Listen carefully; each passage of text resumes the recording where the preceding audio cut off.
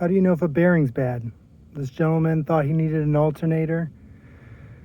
I took off the belt, checked all the bearings. Alternator is definitely good, charging at 14.5 to 14.8 volts.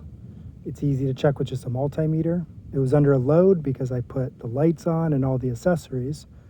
If you don't have the proper equipment, that's how you do it. And instead of putting a new alternator on for him, as his wishes, I diagnosed it properly. And here's the problem.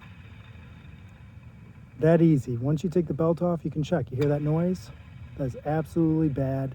Tensioner was getting weak as well. Here's a good one. Nope. Oh yeah, can't even move it. Look at that, nice and stiff. No noise though.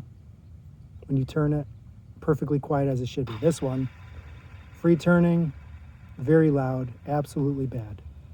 So instead of just replacing parts, always inspect. Figure out how to check before you just start throwing parts at it, wasting money.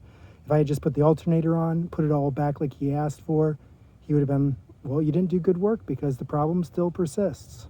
So now it'll be done right and he can go on his merry way.